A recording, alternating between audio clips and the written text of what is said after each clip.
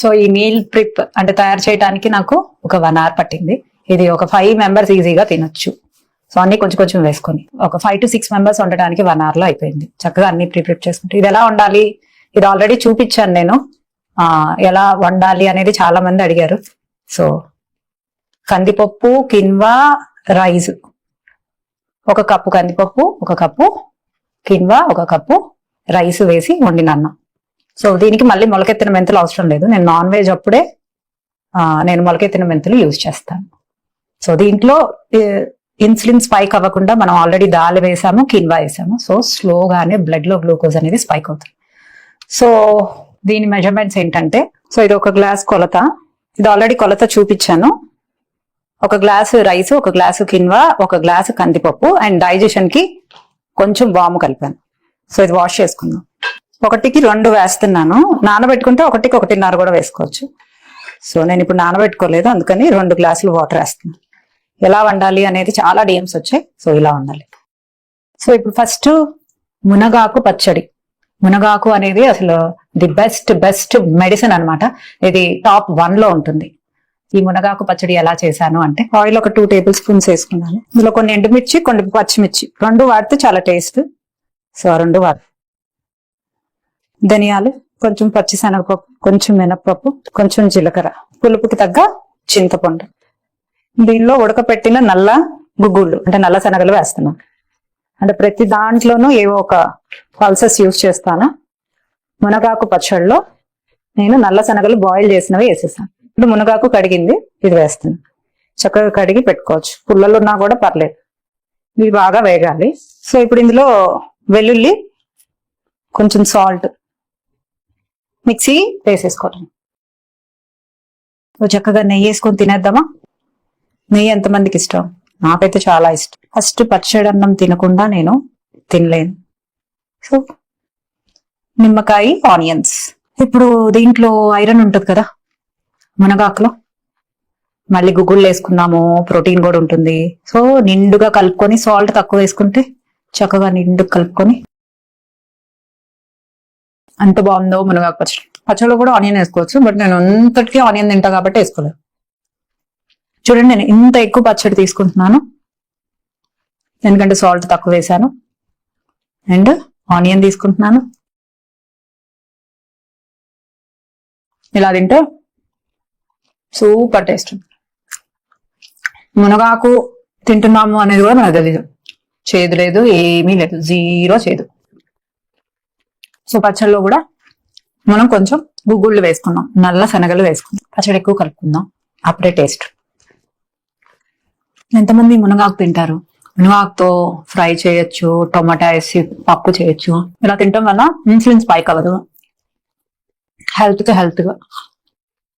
Veg లో మనం at least ఒక 20 grams ఆఫ్ ప్రోటీన్ వచ్చేలాగా ప్లాన్ చేసుకోవాలి మీల్లో. సో ఆఫ్టర్నూన్ మనం లంచ్ చేస్తాం కాబట్టి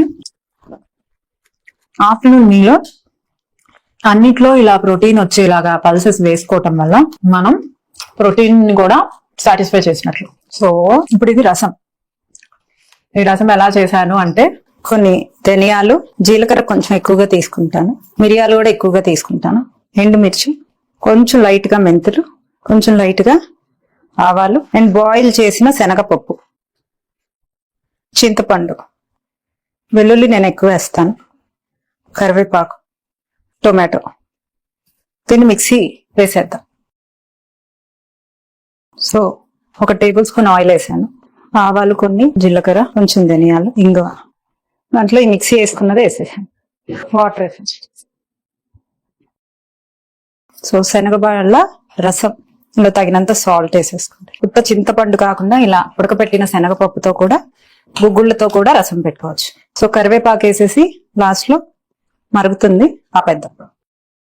సో దీంట్లో కూడా చక్కగా ప్రోటీన్ ఎక్కువగానే ఉంది. అంటే ఉత్త చింతపండు రసం పెట్టుకునే బదులు శనగబాళ్ళతో అంటే పచ్చి శనగపప్పుతో రసం కాలిపోతుంది. సో రసం అనేది శనగబాళ్ళతో పెట్టుకుంటే దీంట్లో కూడా మనకి కొంత ప్రోటీన్ అనేది వస్తుంది. ఎంత బాగుందో రసం. నేను రసం పెట్టుకునేటప్పుడు ఉడకపెట్టిన రసం పొడిలోనే ఉడకపెట్టిన శనగబాళ్ళు వేసుకుంటే చూడండి ఎంత టేస్ట్ ఉంది. ఆనియన్ నంచుకుంటే దాని టేస్టే వేరు. ఎవరైతే ఇలా రసం పోసుకొని తింటారో నేనైతే పప్పుచారు రసం చాలా ఎక్కువ కలుపుతాను. డైజెషన్ కి మంచిది, తినడానికి కూడా టేస్ట్ ఉంటుంది. సో గుమ్మడికాయ వడియాలు కూడా నంచుకోవచ్చు. కిన్వాలో ఇలా రైస్ పప్పు వేసుకోవటం వల్ల రైస్ భాగంలో కూడా మనకి కొంత పప్పు వచ్చింది. కిన్వా నానబెట్టకపోయినా తొందరగానే ఉడికిపోతుంది. కొంచెం ఎక్కువ వాటర్ వేయాలి. వడియాల రసం సూపర్ ఉంది. నేను ఆనియన్ లేకుండా అసలు తిన్ను. ఆనియన్ గట్టికి చాలా మంచిది. ముందు గట్టిని హీల్ చేసుకుంటే గ్యాస్ట్రిక్ ఇష్యూ రాదు. సో వాటర్ అనేది ఎప్పుడు తక్కువగా తీసుకోవాలనేది చెప్తున్నాను తినేటప్పుడు. సో ఈ క్యారెట్ కూర ఎలా చేశాను అంటే, సో క్యారెట్ ని ముందు హాఫ్ బాయిల్ చేసుకుందాం, ఆయిల్ లో కాకుండా. సో దాంతో తగ్గట్టు మొలకలు వచ్చిన పెసలు తీసుకున్నాను. అదొక కప్పు తీసుకుంటే ఇదొక కప్పు తీసుకోవచ్చు. సో దీన్ని స్టీమ్ చేసుకుందాం. ముందు ఎండుమిర్చి, ఆవాలు కొన్ని, జీలకర్ర, పచ్చి శనగపప్పు, ధనియాలు, మినపప్పు. నేను ఇంకో కంపల్సరీ వేస్తాను. సో బాయిల్ చేసిన ఈ క్యారెట్ ఇవి వేసా. సాల్ట్ కొంచెం వేద్దాం, కొంచెం పసుపు వేద్దాం, పచ్చి కొబ్బరి. సో కారానికి నువ్వులు వేప అవసరం లేదు, దాంట్లో మళ్ళీ వేగుతుంది. సో నువ్వులు ఎక్కువగా తీసుకుంటున్నాను. కారము, వెల్లుల్లి, కొంచెం జీలకర్ర. దీన్ని మిక్సీ వేసేద్దాం. సో కరివేపాకు కూడా వేసేసి కలిపేసుకొని కొంచెం సేపు ఫ్రై చేసుకొని ఆఫ్ చేసేయచ్చు. సో ఇందులో మొలకెత్తిన పెసలు ఉన్నాయి, క్యారెట్ ఉంది, నువ్వుల పొడి వేసాము, కొబ్బరి వేసాము. సో అన్ని ఆల్మోస్ట్ మనం కర్రీస్ తినేటప్పుడు అన్ని ఎసెన్షియల్స్ అన్ని ఉండేలాగా కుక్ చేసుకోవాలి. అందుకే నా డైట్ లో నా కుకింగ్ మెథడ్సే యూజ్ చేయాలి అనేది. సో ఇది అయిపోయింది. సో క్యారెట్ కూర టేస్ట్ చేసేద్దాం. చక్కగా ఇది కొంచెం మాత్రమే తీసుకొని ఈ కర్రీ మొత్తం కలిపేసాను.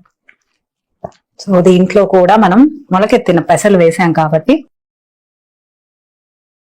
ఎంత టేస్టీగా ఉందో. నువ్వులు ఉన్నాయి, కాల్షియం కి కాల్షియం, ఐరన్ కి ఐరన్. సో ఇందులో వైటమిన్ ఏ ఉంది, కాల్షియం ఉంది, గుడ్ ఫ్యాట్స్ ఉన్నాయి, అండ్ ఐరన్ ఉంది. సో ఐరన్ అబ్జార్ప్షన్ కి నిమ్మకాయ పిండిన ఆనియన్ ఉంది. సో మనం తినే మీల్లో ప్రతి మీల్లోనూ ఇలా ప్లాన్ చేసుకుంటేనే మనం అన్ని న్యూట్రియన్స్ తో తినగలం. ఎప్పుడైనా చీట్ మీల్ చేసేటప్పుడు ఏమీ చెక్ చేసుకోకుండా చేసేసుకోవచ్చు. బట్ నా డైట్ లో, నా మెయింటెనెన్స్ డైట్ లో కంపల్సరీగా ఇలా హెల్దీగానే కుకింగ్ ఉంటుంది. సో లాస్ట్ లో పెరుగన్నం తిందాం. ఈ రైస్ లో పెరుగన్నం సూపర్ ఉంటుంది.